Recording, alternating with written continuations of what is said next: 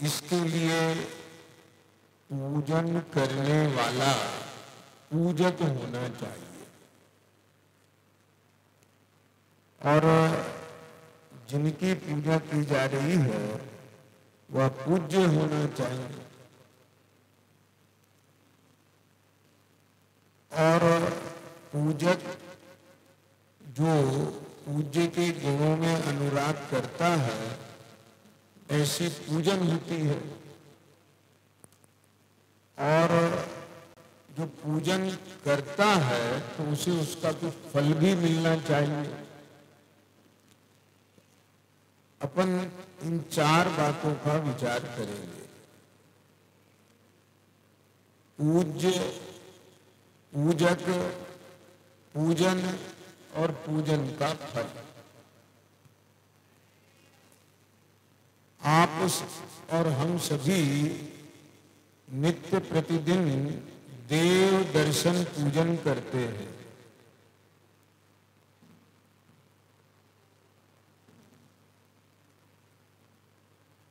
आप और हम सभी के ज्ञान में चारों का भाव बहुत स्पष्ट होना जरूरी है। ध्यान देना, सबसे पहले मैं पूजक से बात प्रारंभ करता हूं, क्योंकि पूजक हम हैं। पूज्य के अनुसार पूजक नहीं होता, पूजक पूज्य को ढूंढता है। क्या मनोज, ये थोड़ा अलग तरीके से चर्चा सुनना है, क्योंकि पूज्य के अनुसार पूजक होता है तो पूजक भेष बदल लेता है। आप समझ गए ना? जब सामने देखा बीतरागी पूज्य हैं तो ये इनका पूजक हो जाता है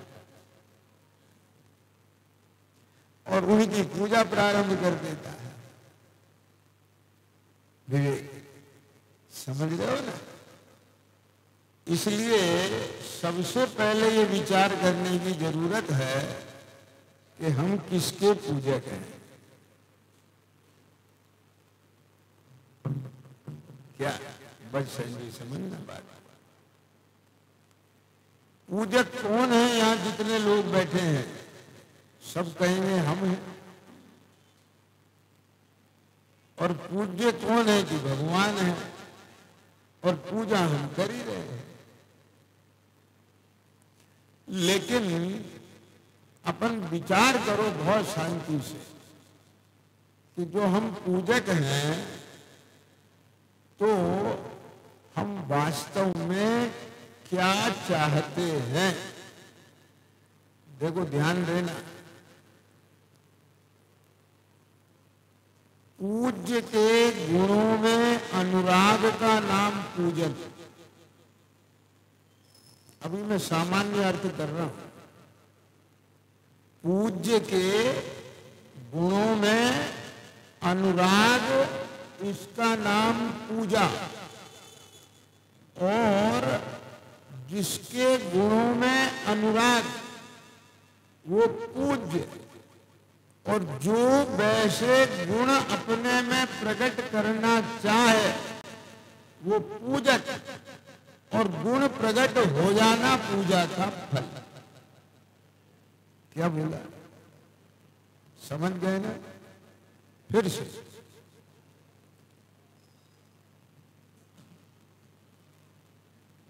हर व्यक्ति का पूज्य अलग है। क्यों? क्योंकि हर व्यक्ति की चाह अलग है। समझ गए कि नहीं?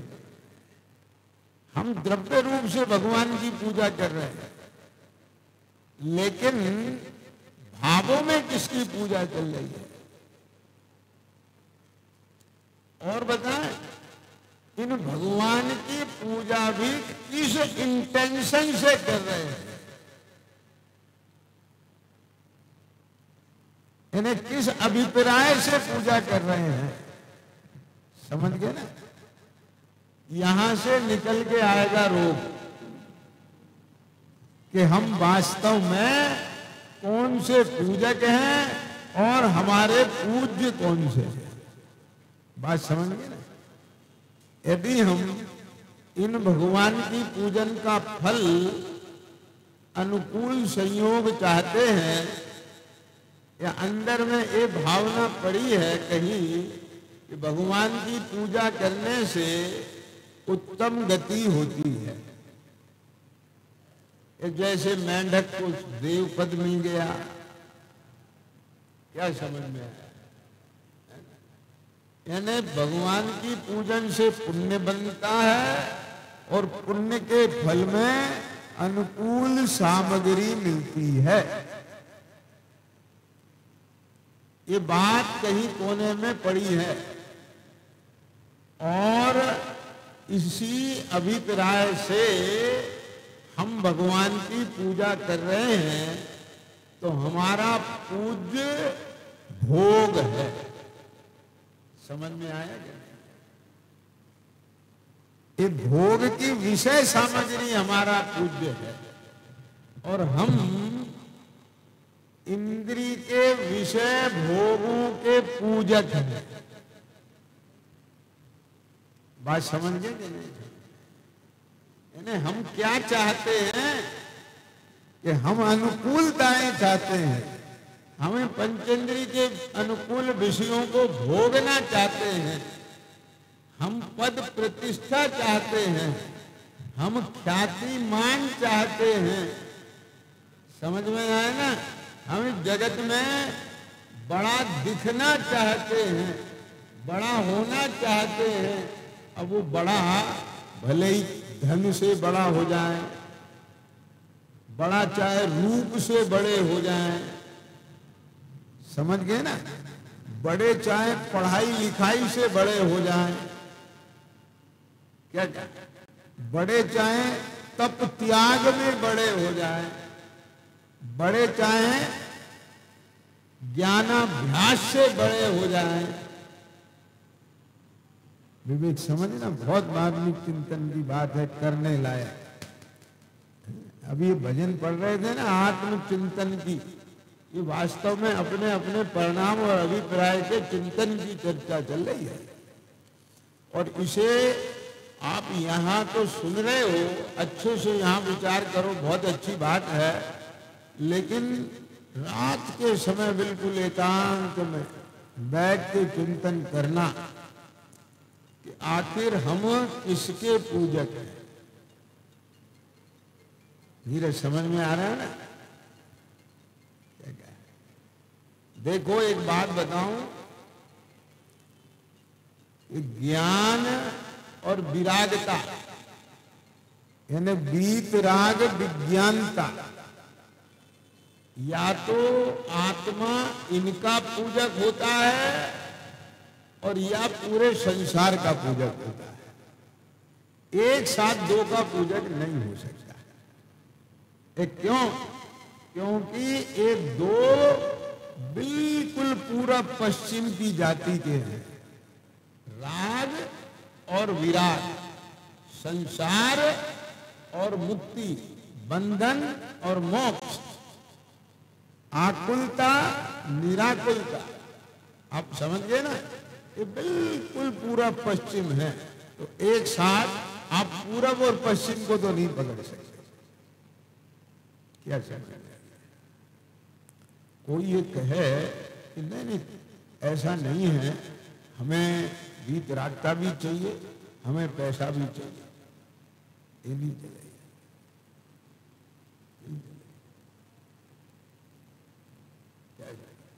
यानी मेरे श्रद्धा में, ज्ञान में ये वीतराग विज्ञानता भी पूज्य है, यानी मेरा लक्ष्य है, साध्य है ये, और वो पंचेंद्रिय के विषय भोग भी मेरा साध्य है। ये नहीं बन सकता। समझ गए? अगर कोई कह रहा है ना, तो समझ लो वो मतवाला है। क्या कहा? वो कौन है? वो मतवाला है। मतवाला, मतवाला समझते हो? मतवाला किसे कहते हैं? पागल। वो कुछ भी कहता है। एक बात समझ लेना, अगर हमारे हृदय से ये दोनों पुकार आ रही हैं, मनोज, विवेक, तो ये पक्का गारंटी से अपने को डायग्नोस हो गया कि हम मतवाले हैं। क्यों?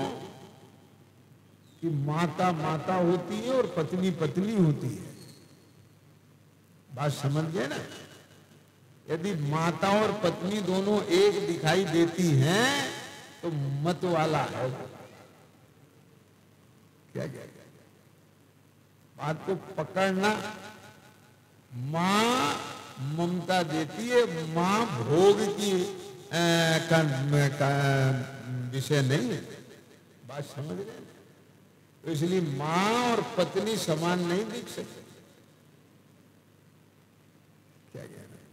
और अगर किसी को दिखे तो बोले मैं मां को और पत्नी में भेद ही नहीं समझता हूं, वो मतवाला है कि नहीं है?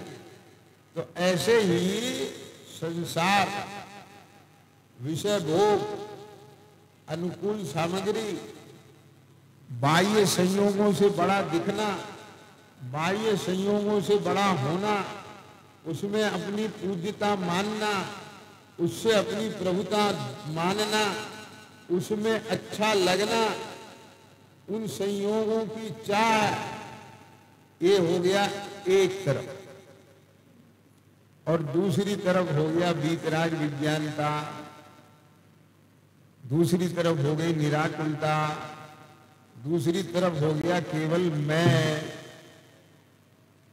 इन दोनों में जिसे कोई फर्क नहीं लगता वो मतवाला है। जो इन दोनों को चाहता है वो मतवाला है। क्या समझे? नहीं, हम तो भगवान के ही पूजक है। तो सच बताना, बिल्कुल भगवान के पूजक हैं और कुछ नहीं चाहिए। तो फिर ये अंदर का ज्ञान जो अपनी शक्ति है, उस ज्ञान शक्ति को पंचेंद्रिय के विषयों को प्राप्त करने में क्यों लगा रखा है? और सही बताओ, देखो मैं एक बात कह रहा हूं, यहां भगवान की भक्ति करते हुए सबको बहुत आनंद आया, सच में आ रहा था ना, अभी बहुत अच्छा लग रहा था क्या नहीं लग रहा था? अब ये हारमोनियम ढोलक सब बंद हो जाए। क्या क्या? और भगवान क्या है? भगवान हारमोनियम ढोलक नहीं। हारमोनियम ढोलक की ताल सुनते ही जो अंदर में से ये तरंग उठती है, एक्साइटमेंट होता है, भगवान वो है। ये तो सब राग है कि नहीं? तो भगवान राग है नहीं। मेरी बात सुनना जरा। भगवान इन सबसे रहित केवल ज्ञान रूप परिणमित चेतना है। मात्र ज्ञान रूप परिणमित चेतन, विभावों के अभाव रूप परिणमित चेतन, ज्ञान का पूर्ण जो सामर्थ्य है, निर्मल परिणमन है, ज्ञान दर्शन आदि गुणों का, जिन गुणों का नाम आत्मा है, उसका नाम भगवान है। आया समझ में? और आप शांति से बैठो, बोलो, और भगवान के पास पहुंचो। देखो कितना अच्छा लगेगा। अभी 5 मिनट में नींद आने लग जाएगी। तो इससे ये पता चलता है कि अभी हमने भगवान के स्वरूप को पहचाना ही नहीं। बात समझे ना? तो क्यों? गृहस्थों को राग है तो गृहस्थों का राग नहीं आएगा कि आएगा, लेकिन मालूम है, ध्यान से सुनना, जिनके ज्ञान में वीतराग विज्ञानता की भासना होती है, विवेक, जिनके ज्ञान में वीतराग विज्ञानता की भासना होती है, जिनके श्रद्धान में ये वीतराग विज्ञानता ही आत्मा का स्वरूप है और यही मेरी साध्य दशा है, और जिन्होंने इन्हें प्रकट की वे मेरे पूज्य हैं, और क्योंकि मुझे प्रकट करना है इसलिए मैं पूजा करता हूं। तो ध्यान से सुनो, तो वो जो राग यहां पर खड़ा हुआ है, राग का विषय होता है परद्रव्य। क्या बोला? बात समझ में आया ना? तो क्योंकि ये राग का उदय चल रहा है तो इसका विषय परद्रव्य है, तो इस राग ने परद्रव्य के रूप में भी अपने साध्य को विषय बनाया। क्या क्या? तो समझ में आया? ऋषभ क्या? कौन सा साध्य? जिसके ज्ञान में ये भाषित हुआ कि वीतराग विज्ञानता मेरा स्वरूप है, ये पद प्रतिष्ठा, ये पंचेंद्री के विषय भोग, ये बाह्य के अनुकूल सामग्री, ये तो पूरा परद्रव्य है, ये तो मैं हूं ही नहीं। क्या बोल? बात समझ रहे हो? जो दिखाई देता है आंख से, ये भीतर का दिखता है कि बाहर का दिखता है? कान से बाहर का सुनता है कि भीतर का सुनता है? जीभ से बाहर का स्वाद आता है कि भीतर का आता है? नाक से बाहर की गंध आती है कि भीतर से आती है? और ये जो स्किन है, स्किन से बाहर का विषय ज्ञान में आता है कि भीतर का? तो जो बाहर है वो तो परद्रव्य है, बिल्कुल वो मैं हूं का। बात समझ गए ना? अब बोलो, कभी इसका 5 मिनट बैठ के विचार नहीं है राजीव? बस आनंद आनंद आनंद आनंद। ये जो ढोलक हारमोनियम की ताल है ना, बोलो ये परद्रव्य है कि नहीं? और सुनो, एक ढोलक हारमोनियम की ताल के आकर्षण रूप भाव, क्या क्या इसका आकर्षण आता है कि नहीं आता? तो इसके आकर्षण कहां आता है? यहां भीतर से आता है। देखो, दो अलग अलग चीज बता रहा हूं। ढोलक हारमोनियम बाहर, ढोलक हारमोनियम की आवाज बाहर, समझ में आया ना? और उस आवाज का ज्ञान कहां होता है? भीतर। इतना नहीं है खाली कि वो ढोलक हारमोनियम की आवाज है और उसका भीतर ज्ञान है, उसकी चाह है। समझ गए क्या नहीं? हम वो सुनना चाहते हैं, उसमें हमें अच्छा लगता है। और ध्यान से सुनना, हम उसमें मगन होते हैं। थोड़ा बारीक बात है, पर आप ध्यान दोगे तो पकड़ में आ जाएगी। अभी अभी देखो ना, अभी अभी की ताजी बात है कि बोलो हमारी मगनता किसमें हो रही थी? तल्लीनता। कि वो जो शब्द थे और उन शब्दों का जो यहां रस पैदा हो रहा था, आकर्षण यानी राग, तो उन्हीं में तो हमारा ज्ञान मगन हो रहा था। क्या समझ रहे हैं? आ गया ख्याल में क्या नहीं? बोलो मुझे बताओ। और एक चीज और बताओ, है ना, जब कोई सामूहिक आयोजन होता है ना, राजी सुनना जरा, जब कहीं सामूहिक आयोजन होता है ना, तो कि भैया इतने सब लोग आए हैं, तो भीड़ तो जुटना बहुत मुश्किल है, तो अब इसमें कहीं दूसरे मंडल के लोग आएंगे कि यहाँ पर हमारे कार्यक्रम की घोषणा हो जाए। यहीं के ही मंदिर वालों के भाव होते हैं, बससेन जी ने जैसे भी घोषणा कराई, मालूम है, ये जो व्यवस्थापक होते हैं ना, उनके दिमाग में टेंशन चलती रहती है कि कौन सा बढ़िया मौका हो तब वो हमारी घोषणा हो जाए। ख्याल में आइए। तो अब ये उसी का भोग कर रहे हैं। बात समझ गए कि नहीं? बोलो बताओ।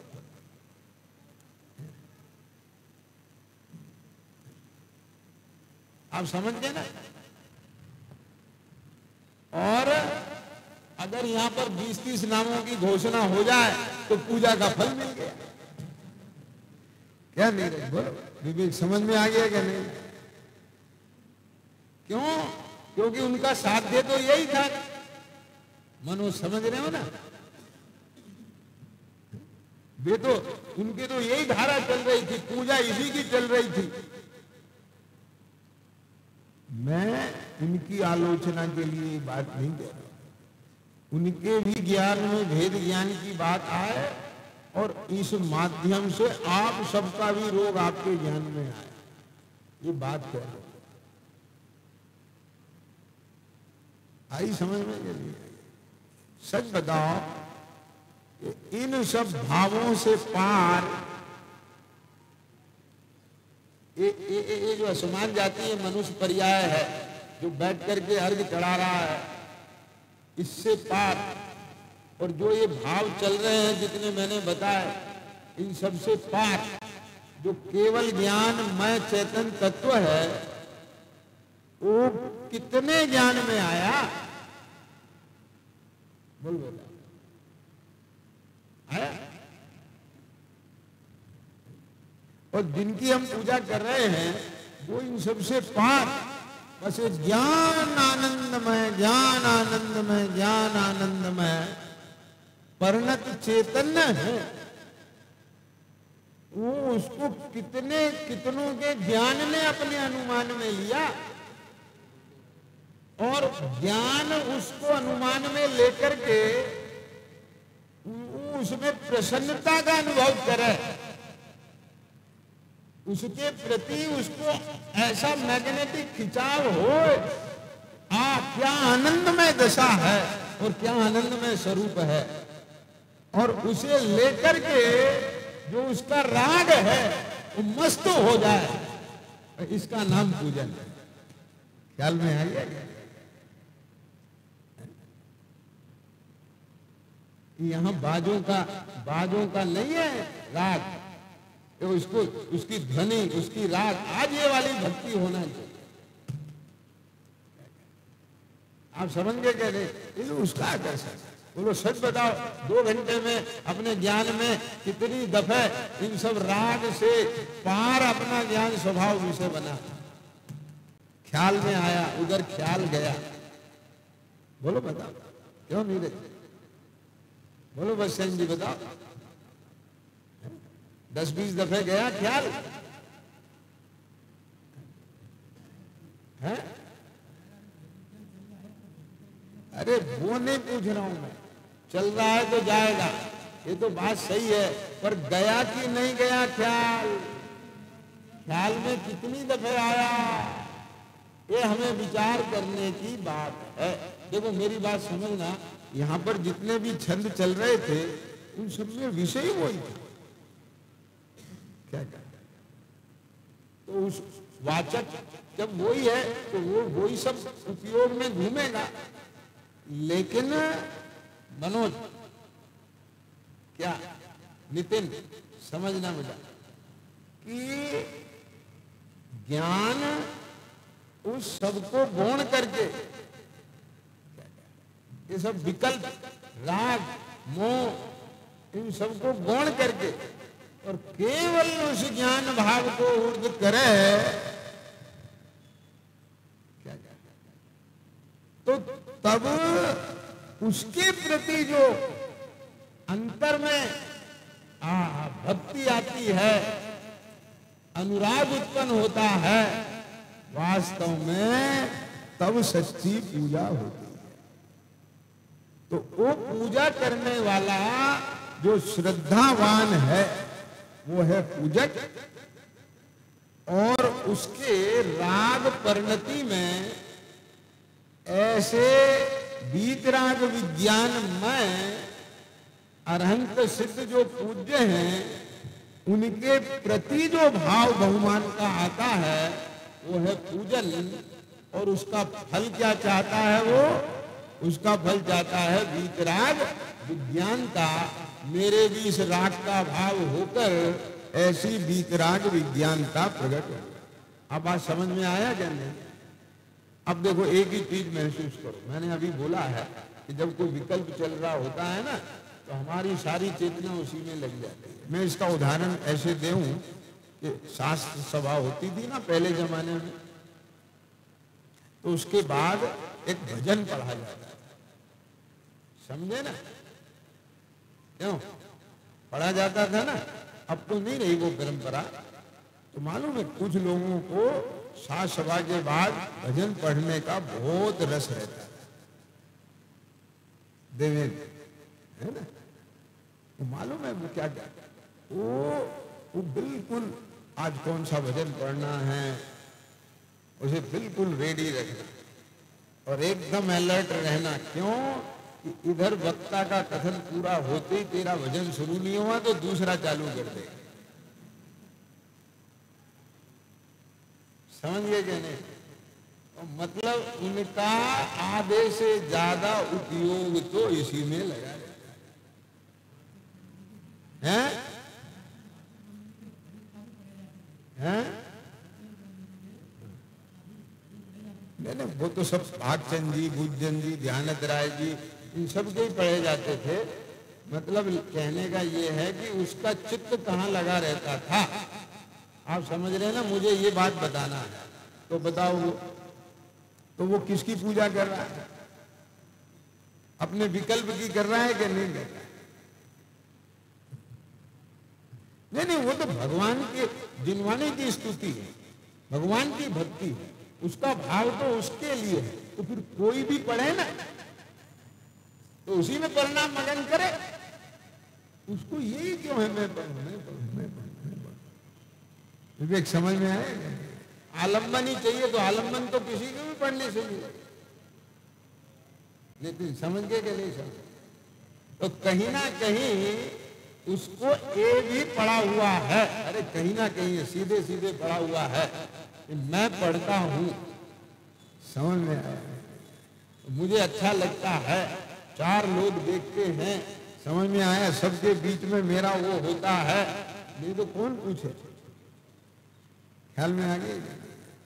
तो कहने का तात्पर्य ये है कि हमको बहुत शांत होकर के चिंतन करना चाहिए, और जैसे घर में अपने मकान में जो फालतू का कचरा होता है, अनावश्यक अनुपयोगी, उसको हम चुन चुन के घर से बाहर निकालते हैं, ऐसे ही अपने घर में, अपने मन में, अपने परिणाम में, अपने अभिप्राय में, अपने ज्ञान में, अपनी श्रद्धा में, ये जितने भी विभाव भाव हैं, इन सबको चुन चुन के निकालना है।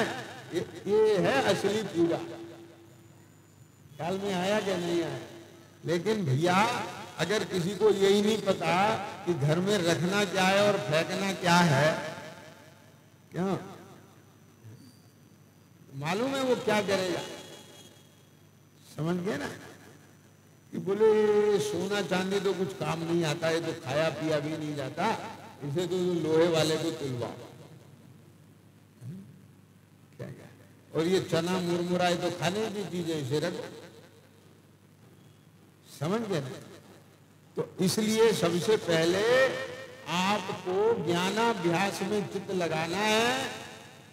मैं कौन हूं, मेरा क्या स्वरूप है, मेरे क्या गुण हैं, उन गुणों की क्या विशेषता है। आपको जब ये ख्याल में आने लग जाएगा कि मैं ज्ञान दर्शन उपयोग मैं जीव हूं,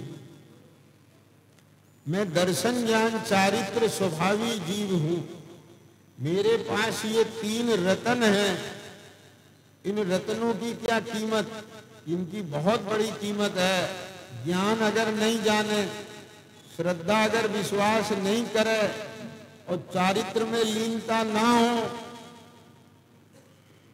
तो मैं आपसे पूछता हूं कि ये जो राग भाव है ना, मोह भाव, ये भी लंगड़ा हो जाएगा। नितिन समझ में आया कि नहीं आया? ये मोह भी ये दर्शन ज्ञान चारित्र के बल पर ही नाच रहा है।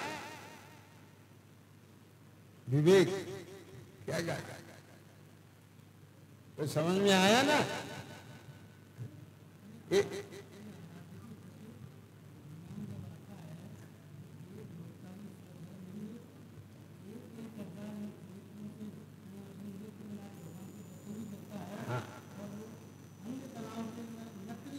हाँ हाँ हाँ, तो ये व्याप्ति नहीं बैठ रही, बैठाऊं? हाँ बैठा देता हूं, क्या दिक्कत है? देखो मैंने अभी क्या बोला कि वो एका भवतारी है, इसका मतलब सम्यक दृष्टि है। तो सम्यक दृष्टि है तो उसके ज्ञान में एकमात्र वितराग विज्ञानता उपादेय है। उसका जितना वैभव है वो उसकी उपादेयता उसे नहीं है। बात समझिए ना? वो तो उसका वैभव है, पुण्य है, क्या करें, रहेगा। पुण्य की चाह उसे नहीं है, पुण्य का फल वो नहीं चाहता, वो तो वीतराग विज्ञानता चाहता है। यदि नहीं चाहता तो सम्यक दृष्टि नहीं। सम्यक दर्शन क्या चाहता है, बात समझ रहे ना?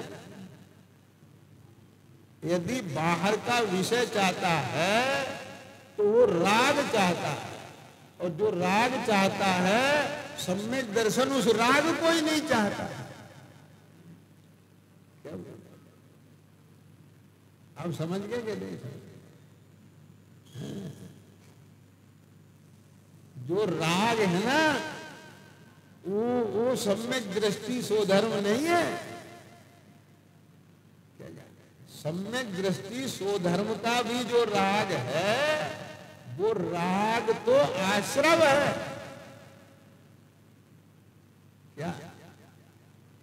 लेकिन सम्यक दृष्टि के संयोग से, उसके संपर्क में रहने से राग भी उनके प्रति नतमस्तक होने लगा जिसकी श्रद्धा सम्यक दृष्टि को।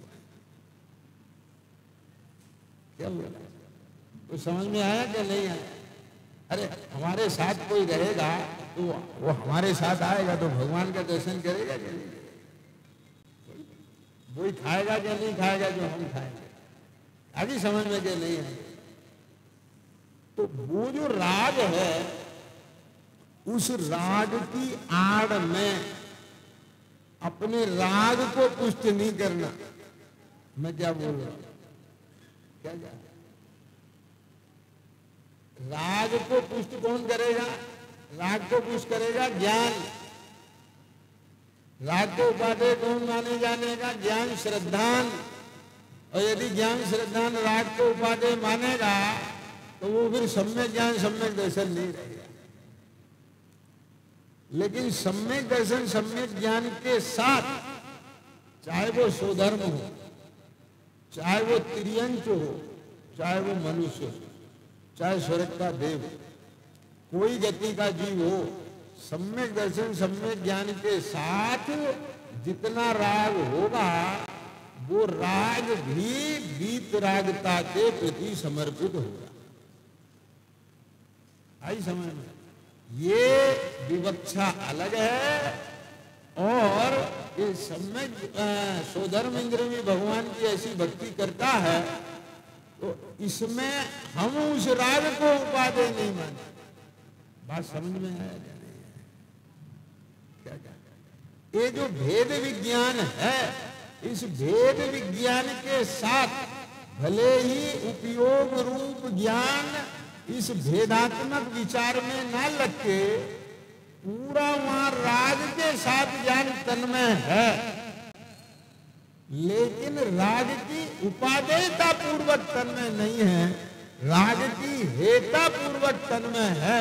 तो वास्तव में वो राग में तन्मय नहीं है, वो तो तन्मय वीतरागता में ही है, लेकिन वहां राग की ऊर्ध्वता है, इसलिए वो राग दिखाई दे रहा है, वो वहां ज्ञान की वीतराग विज्ञानता नहीं दिखाई दे रही है। ये समझना चाहिए। मनो समझ में आ गया क्या नहीं है?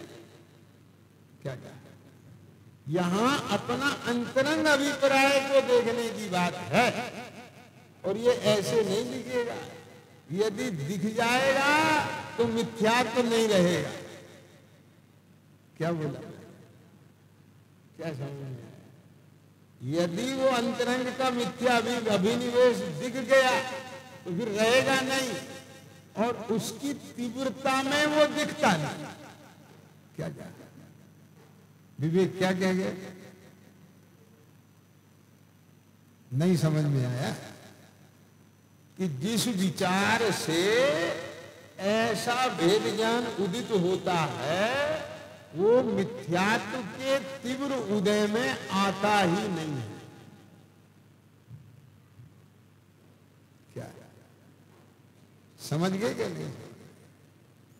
भाषा का भेद ज्ञान होना अलग बात है, और भीतर में भावों का भेद ज्ञान होना अलग बात है। अभिप्राय से भेद ज्ञान होना अलग बात है, मोर मिथ्यात्व से भेद ज्ञान होना अलग बात है, स्वभाव विभाव में भेद ज्ञान होना अलग बात है। तो उस भेद ज्ञान के तो भाव ही नहीं उठते। क्या बोला?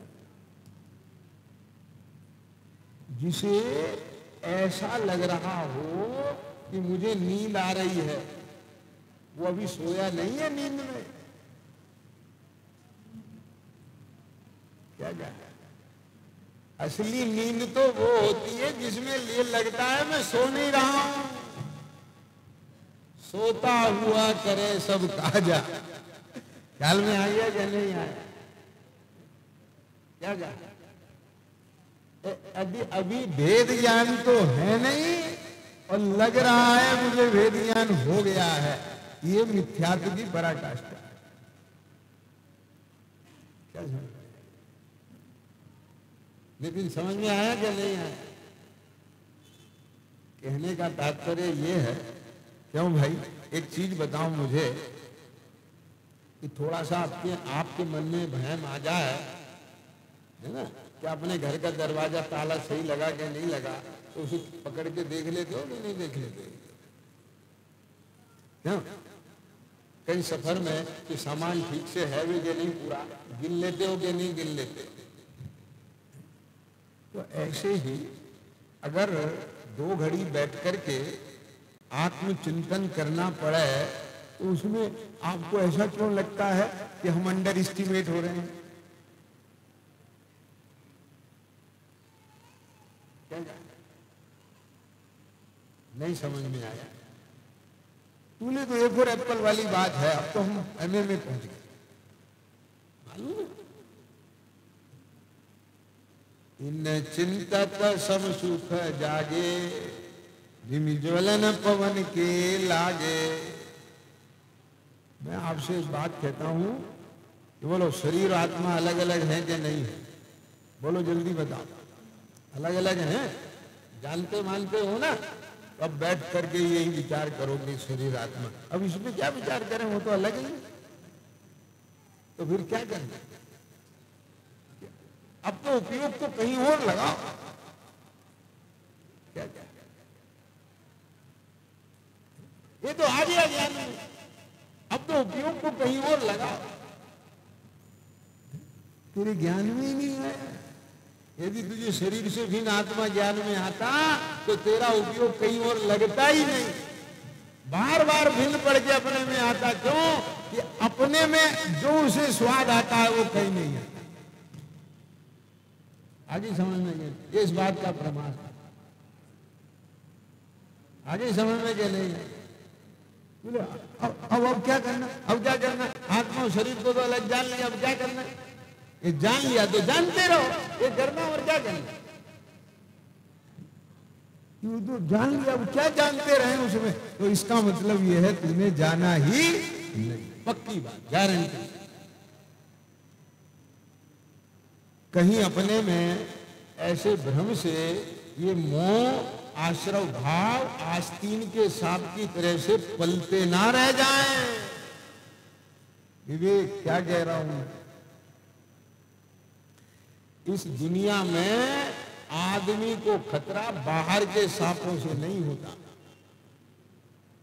आस्तीन के सांपों से होता है। क्या समझ में आया कि नहीं आया? है? सुना है कि नहीं सुना है? संभल के रहना। क्या? घर में छिपे हुए गद्दारों से। तो छिपे हुए गद्दार मालूम कैसे होते हैं? अपने लगते हैं पर होते नहीं है। आगे समझ में? तो ये जो मोह मिथ्यात्व आदि आश्रव भाव हैं जो तुझे अपने लग रहे हैं, यही हैं वो छिपे हुए गद्दार और आस्तीन के सांप। तो कहीं ऐसा ना हो कि तुझे तो ये लगे कि मैंने सब गद्दारों को निपटा दिया और जो जिस गद्दार को तू पाल रहा है आखिर में वही तुझे निपटा।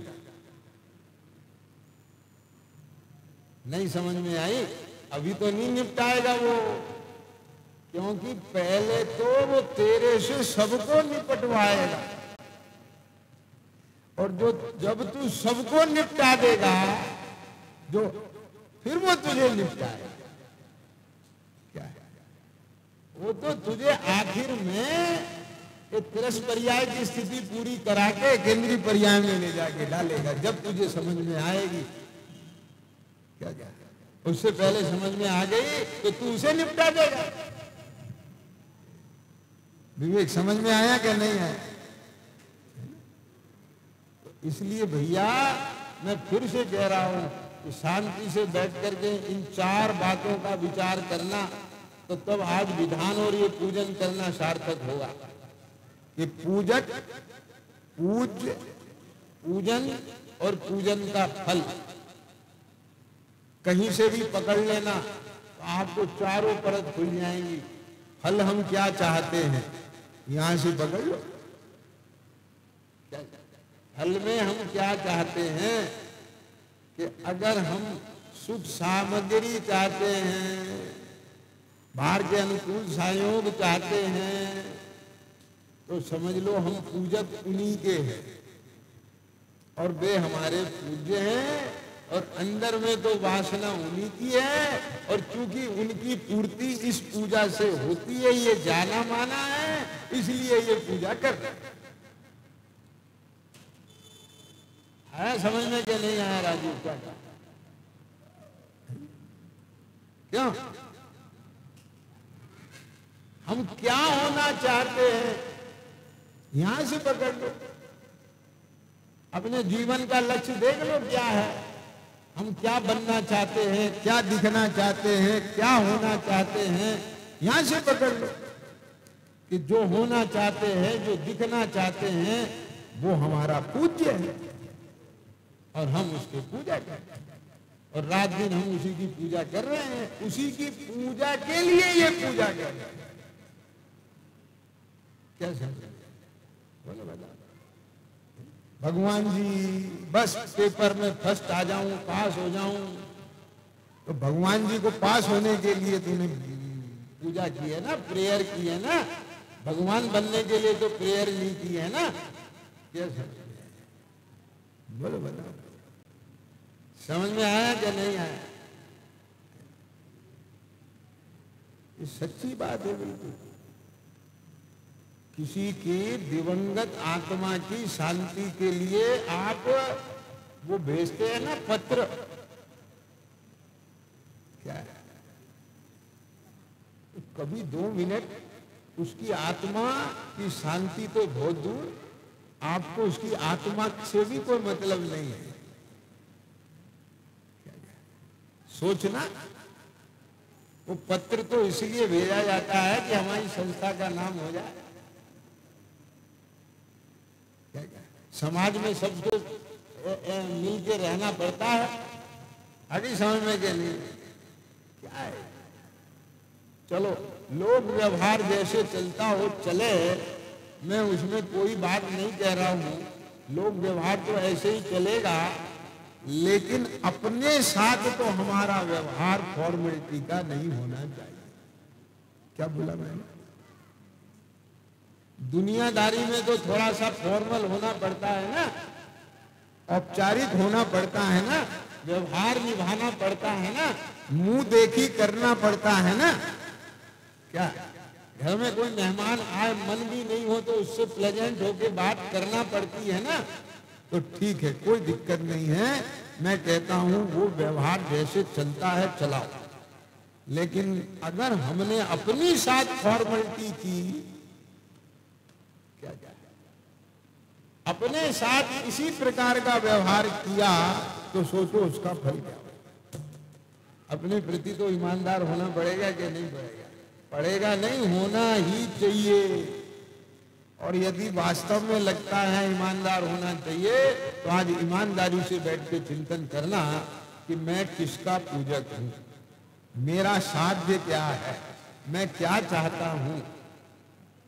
समझ गए कि नहीं? मेरे अंदर में क्या इच्छा है, चाह है, बिल्कुल ईमानदारी से, बिना किसी प्रेशर के, धर्म कर्म को बिल्कुल अलग रख के।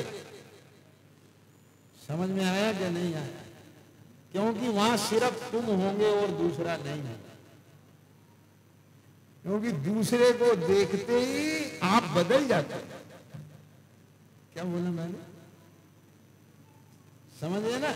दूसरे को देखते हम बदल जाते हैं, नहीं बदल जाते? क्यों राजीव? आप विश्वास नगर में जैसे रहते हो, अगर आप मद्रास में चले जाओ तो ऐसे नहीं रहोगे, फिर तो जैसे हो वैसे रहोगे। क्या समझ गए क्या नहीं समझ? क्यों? कि वहां हमें कोई नहीं जाना।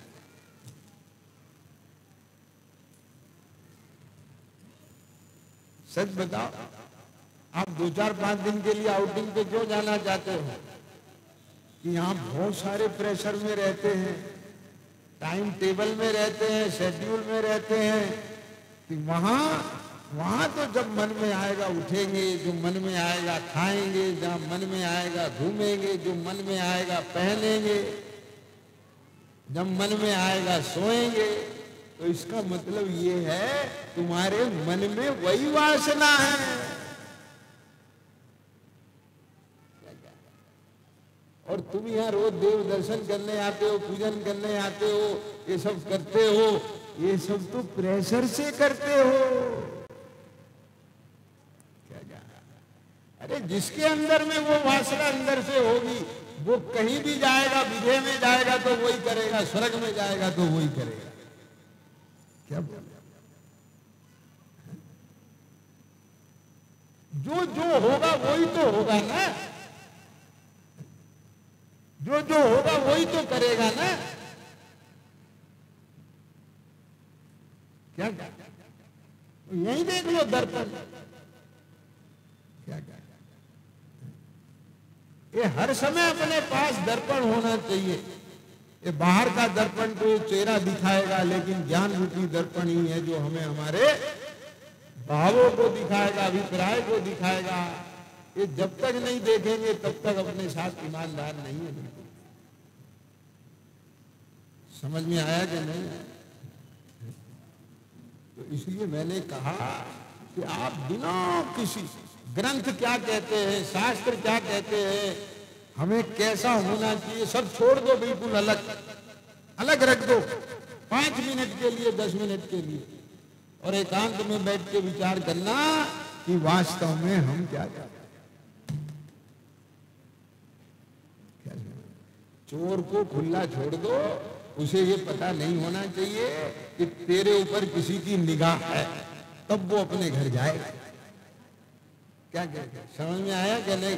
और उसे पता चल जाए कि तेरे पीछे सीआईडी लगी है तो अपने घर नहीं जाएगा। बात समझ गए क्या नहीं समझ में आया? है तुम्हें पता चल गया, तुम्हारे अंदर जरा भी भय आ गया धर्म का, कर्म बंद का, तो फिर असली अभिप्राय नहीं पकड़ में है। विवेक समझ में आ गया कि नहीं है? हैं? तो ये कर्म बंद के भय की सीआईडी में चोर का पकड़ थोड़ी आएगा। क्या समझ में आया? जब इसे पता है मैंने जरा भी गलत वो सोचना भी नहीं, कैसे निकलेगा तेरे अंदर का रोग? क्या घबराना मत, कर्म बंद की चिंता नहीं करना। मैं कह रहा हूं बस 10 मिनट 15 मिनट 20 मिनट ईमानदारी से बैठ करके आज एक ही काम करना। यहाँ 3 घंटे बैठ के विधान किया है, लेकिन 30 मिनट अपने लिए लगा और उस 30 मिनट में ये विचार करना कि मैं क्या चाहता, मैं अपना जीवन कैसा चाहता, मैं अपना जीवन कैसा जीना चाहता हूं। यदि सच में अपने आंसर शीट में अपने से ये आंसर आए कि हम ऐसा जीवन जीना चाहते हैं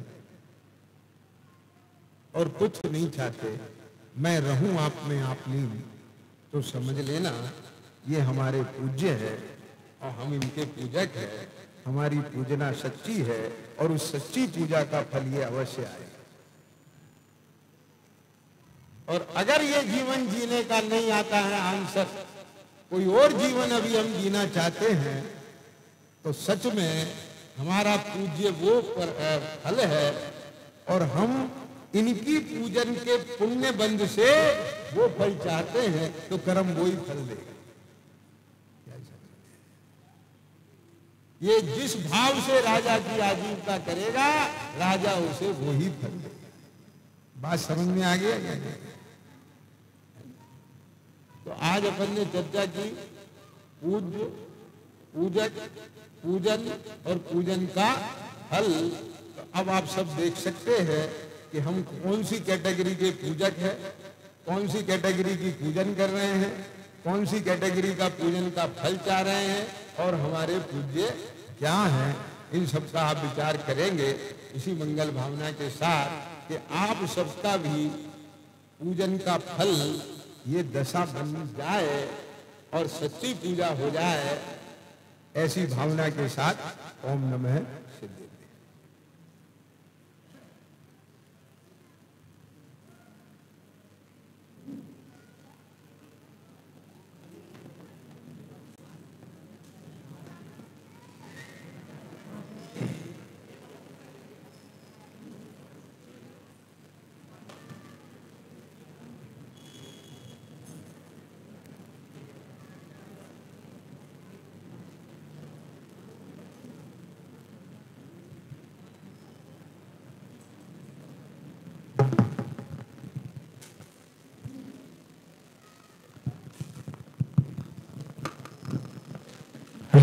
विजयवाणी माता की सोलह विधान की पुस्तक लेने में पेज क्रमांक 28, पेज क्रमांक 27 विधान की पुस्तक में